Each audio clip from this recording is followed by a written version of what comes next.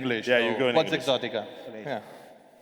So yeah, Thank you. my name is Pere, I'm the CEO of Exoticca, and at Exoticca we are digitizing one of the last segments of the travel industry that is still offline, that is still in the hands of the traditional brick-and-mortar travel agencies, which is the segment of the multi-day tour packages. In Spanish it's known as grandes viajes. A multi-day tour package is probably the most complex product in travel because it includes many different components. You always have an international flight, but you might need also domestic flights, hotels in different locations, activities, excursions, transfers.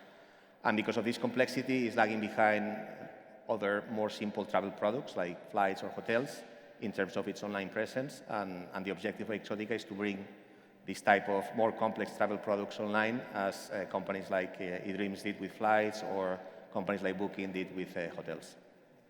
Thanks a lot, Pere. So, Francesc, Stayforlong, what do you guys do? Hi guys, we are a OTA. We are focused in long stay segment, and what we do is we offer bookings up to 3 days. We aim to be the OTA that is specialized in the long segment. So even if the minimum that we offer is bookings for 3 nights, we are on an average of six nights. And the reason why we started up this like 8 years ago now, yeah, I think it's because we want to be the specific partner for hotels and suppliers to bring them the best user type they wish to have, those who are going to stay longer. So we bring the hotels, customers who want to stay like 10 days or more. And in compensation, we ask them to give something that makes it unique. So our top of mind goal is to share with the world that if you're going to stay a long time in a hotel, you deserve to be a different customer that is going to stay only 1 night. So this is what we do. Very good. Ross? So, my name is Ross. I look after product and technology at Travelperk. We are a corporate travel agent. So unlike the old world of corporate travel agents, where a lot of them are offline, email-based, a lot of manual phones and emails and such, we have taken a very B2C or consumer approach and built a corporate travel agent that feels a lot more like Skyscanner or Booking.com, yet gives you a lot of the upside of payment and control and invoicing, etc., that businesses need. And yeah. Thanks, Ross. Let me start with you. I get by your accent that you are not local. Why Barcelona? So I believe that none of the founders are also from town. So why did you decide to Barcelona? What's good and what's bad out of it?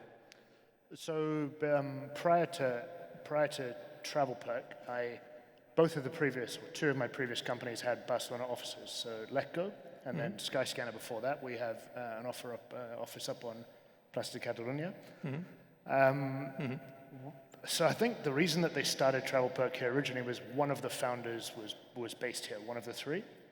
But I think the reason that everybody's sort of grown quite relevant teams here is that the talent versus the competition for talent is a pretty good equation. If you go to London or to Berlin or something like this, just the number of people vying for talent and the quality, it's significantly more competitive. In Barcelona, you've got phenomenal universities. You've got an incredibly good standard of living, so it's very easy to attract good talent here.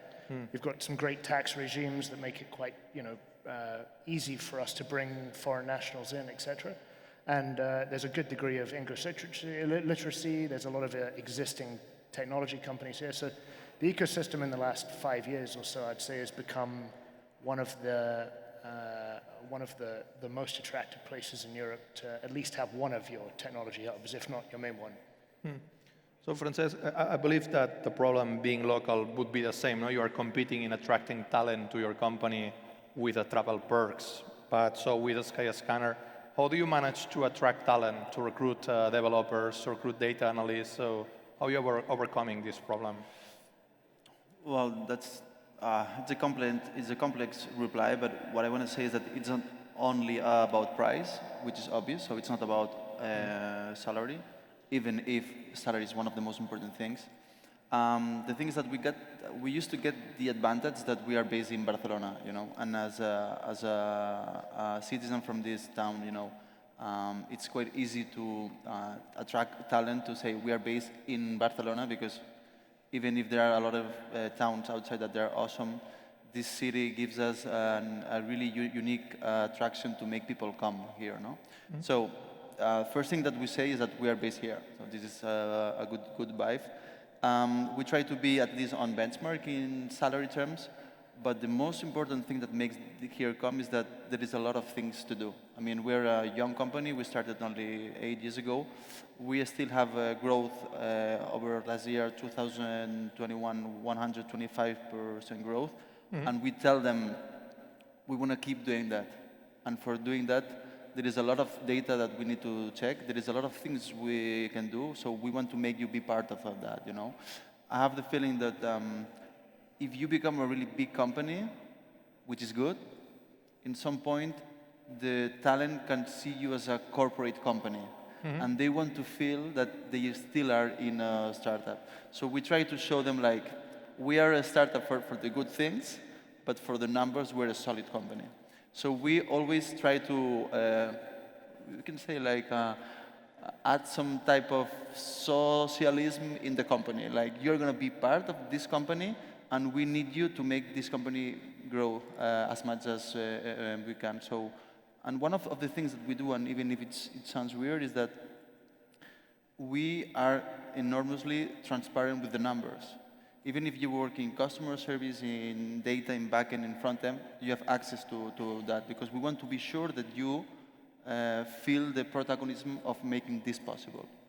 And apart from that, of course, salaries, which is a big challenge now, because even if we are on the benchmark, I have the feeling that COVID makes work remotely be a thing, it's real.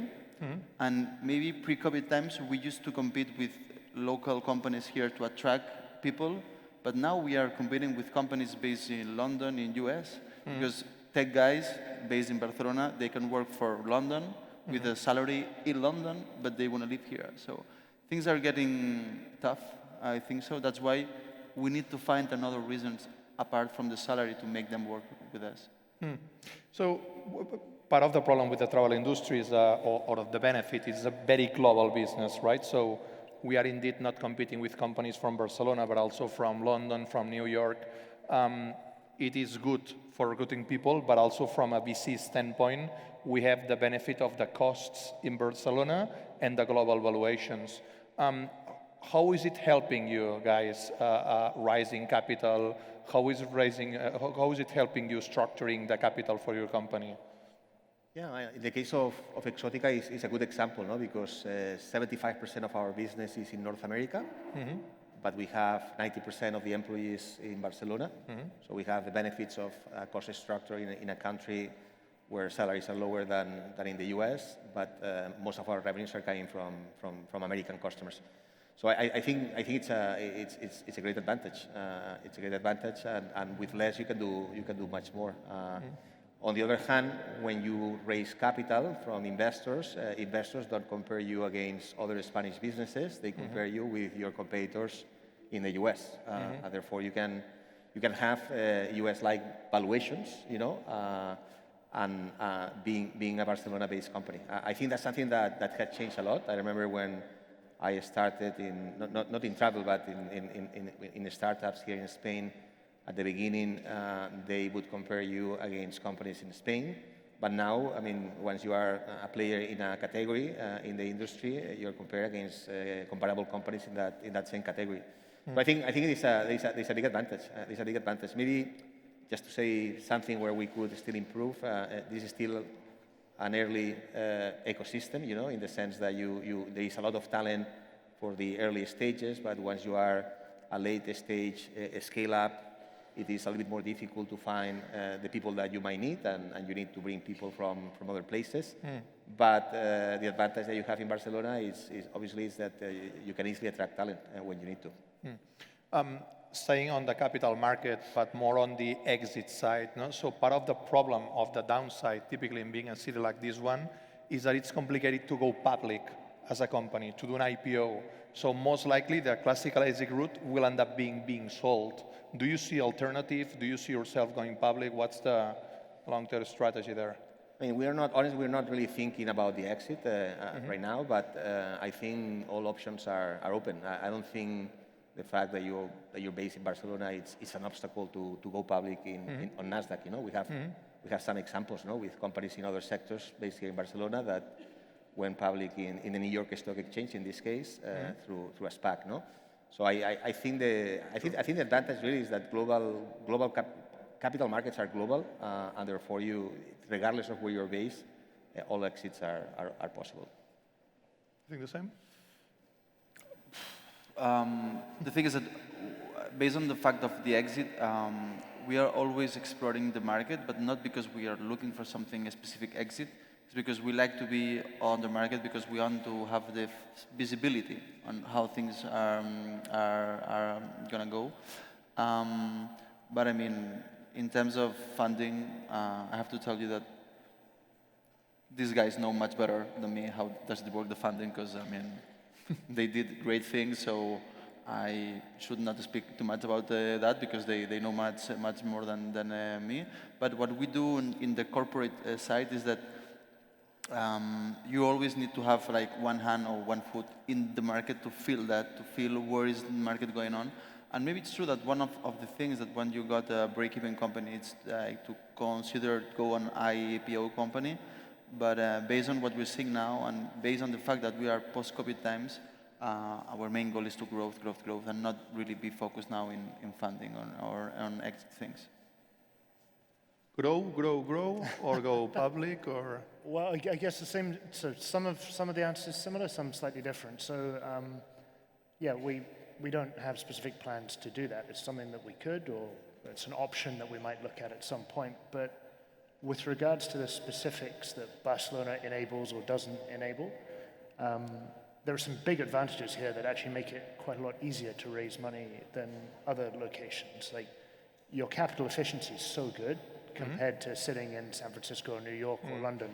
You can do a lot more with what comes in. And you sort of have to divorce your corporate structure, which I think a lot of companies here probably have quite a relevant US presence or things, from your operational structure. And so we have a lot of people here, but it's quite flexible that you can spend money in Barcelona, you can have a decent sized team here, and you can keep a lot of the benefits that other legal systems might give you when it comes to fundraising, etc.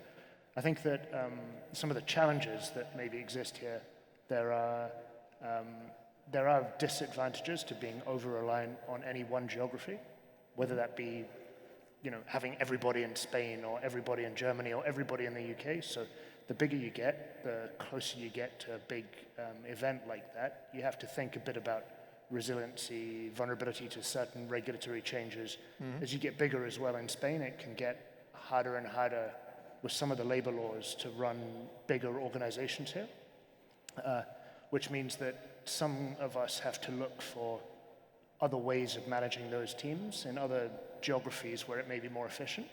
But by and large, I would say there are far more positives than negatives when it comes to fundraising here. And there's increasingly also becoming quite an active member of a lot of the early stage investing. And there's a kind of a maturity that's growing into that, where a lot of the local angels are becoming less aggressive and asking for terms that are more consistent with rounds that could work with people in the UK or the US, etc. So I think it's coming along very nicely. It's changed a lot in the 5 years that I've been here, for sure. Let me get it from there. So we established, I believe, that we can raise capital from Barcelona. That's not a problem. Access capitals, and also our cost structure seems to be pretty good. Now, being travel and being very global businesses, everyone can also enter. So what's your defensive strategy in that case? So what can you as Travelperk do so no other incumbent comes and takes you out? So what can you do in there? Non-Barcelona specific. No, as a business. So yeah. Yeah, so we look at that in a few ways. So one, really, I mean, it's not a great long-term barrier, but a short-term thing is just we are making sure that that we build up our technical moat in areas that are very difficult to copy.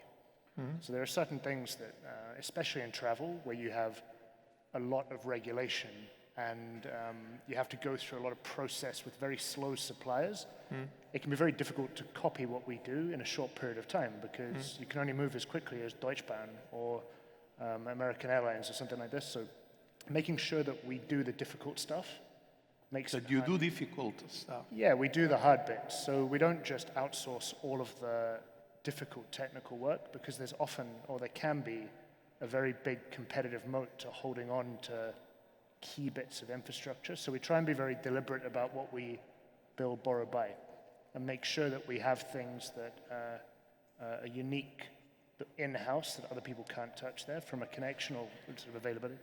We then, increasingly as we get bigger, just volume in travel is a moat. We're doing, we're doing very considerable volumes in GMV now, and that means that when you go and speak to, certain suppliers, you can get access to content that's significantly more competitive than other people and very difficult to replicate.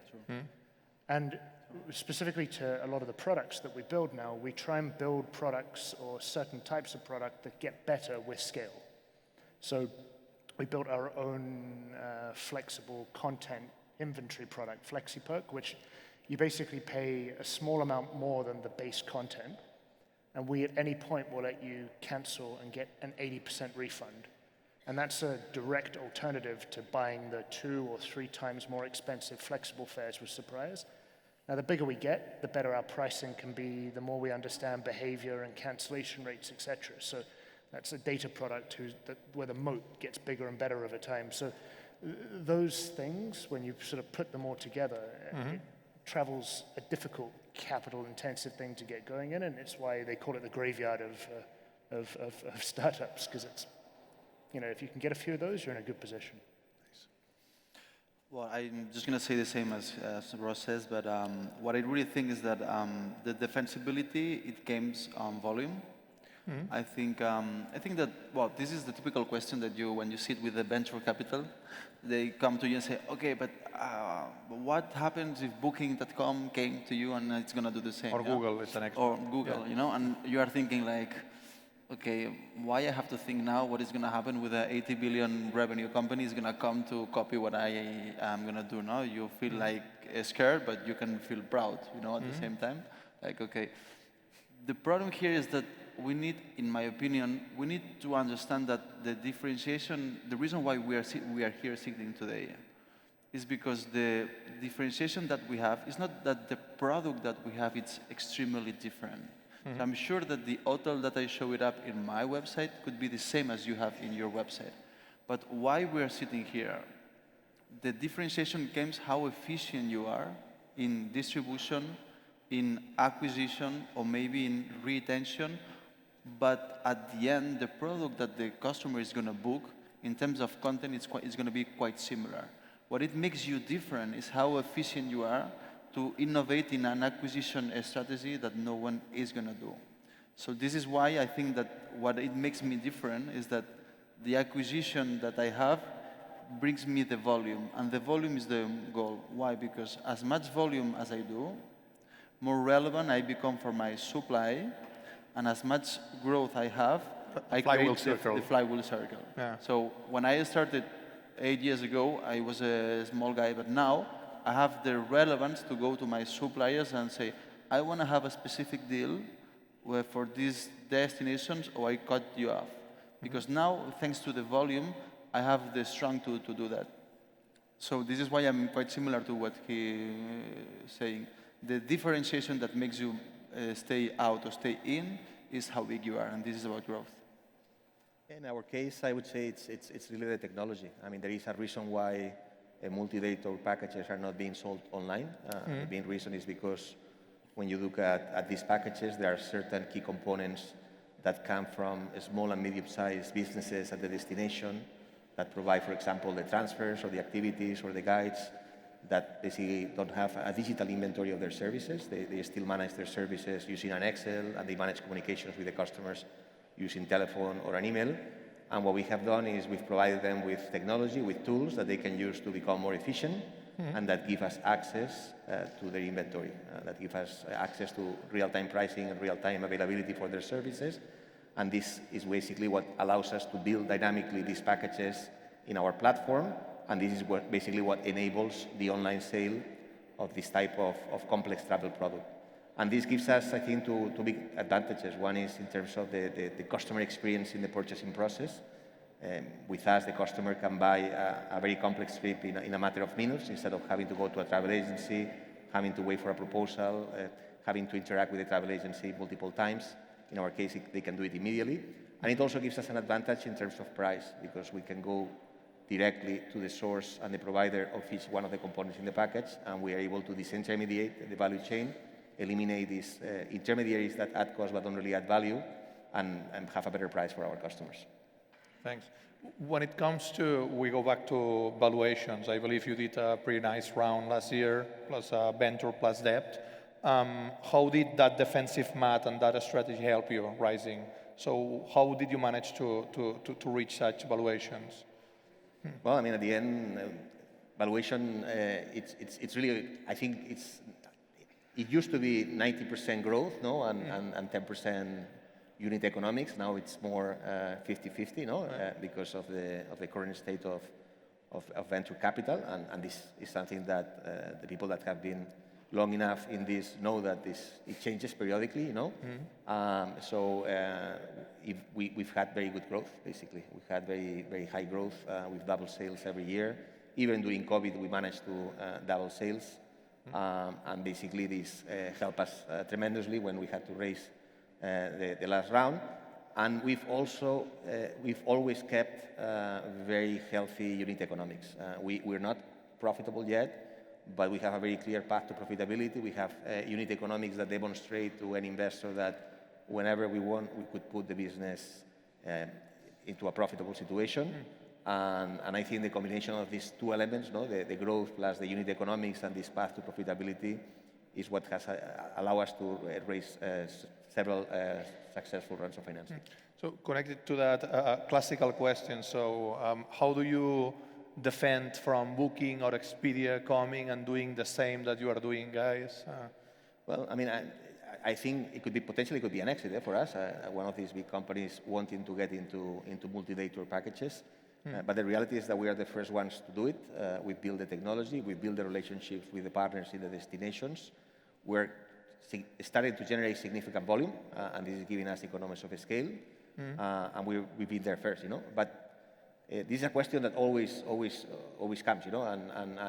And I think the best answer to the question is, I think the fact that this space might interest to one of these big players is not only a threat; it's also a big opportunity, because at the end, the objective of all the financial investors is eventually to be able to sell the company, you know. And the fact that this space might be very attractive is growing very much, and it's a very sizable segment of the travel business.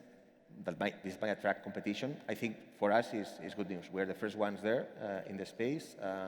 We are, I think, the leading digital disruptor in the space as well. And I think this positions us in the future to be acquired or to have another form of exit. So how did you reply when Google and Booking wants to enter your market? How do you defend? I always reply, let them be focused in their business, because I'm sure that these guys are not going to lose time thinking what these two guys from Barcelona are doing here. That's the first thing, okay? I'm sure they are quite busy, but then what I say is that, in my opinion, Booking and Expedia are agnostic in product based on number of nights. So what I'm doing here is that I am creating a new product based on number of nights. In my opinion, as much nights you are going to stay, you are a different customer, either you're a better customer. So in my opinion, as I'm focusing long stay segment, up to 3 nights, I'm not competing with Booking and Expedia in 75% of hotel searches in the world, which are 1 or 2 nights. So the main core business of Booking and Expedia is 1 or 2 nights. In order to be as much as efficient in acquisition as I am, they should renounce to do 1 or 2 nights, which I do believe, and I do trust, and I want to trust, that they will not stop offering hotels for 1 or 2 nights. That's the main differentiation that I have. Ross, how do you keep leading the business travel industry? How do you defend in case those big guys come to the room? So I actually have a strange point of view on this, because my first company was bought by Skyscanner to try and do this. So we went from we joined a big B2C company with a small B2B company, and our mission was to try and take that 11, 12 billion GMV, B2C fire hose and attack B2B. It's fucking difficult. Like, it's really hard for a few reasons. Like, one specifically in our case, because if you're B2B, it's like you're just not built operationally as a big company like that to have a large service and sales team. So just getting your head around the shape and type of organization that you need to be to do that is very, very hard. Two, I think it's very difficult for big cash cow companies like the Clayton Christians, Innovator's Dilemma, whole thing. Is like when you have one big cash cow, it's very, very hard to compromise and take risks on any part of it. Like, are you really going to change big substantive things around your core accommodations funnel or your core flights funnel to take the risks that you need to do to modify that for what's really going to be 1% gain, at least for a long time to get going? So I think in our case, they've all tried at some point. You've had Booking for Business, Skyscanner had our efforts, like Kayak have got their one. And I think it's extremely difficult for big single vertical travel companies to go into a different go-to-market while at the same time proliferating across 4 different verticals. So I don't think it will never happen, but I think it's been proven for 10 years or so to be quite difficult to happen. And I speak from that from painful individual experience as well. Thanks a lot for your time. And the thing is that even if they move to our segment, people need to know that this market is extremely huge. So it's extremely huge. We're talking about travel segment is a market that it's constantly on like the Big Bang, it's expanding. So even if they are big and you can be really afraid, welcome to the segment. And if they go to your segment, it means that you're doing the thing great. So, guys, Ross, Francesc, Pere, thanks a lot for your time. Thanks for everything. Good afternoon.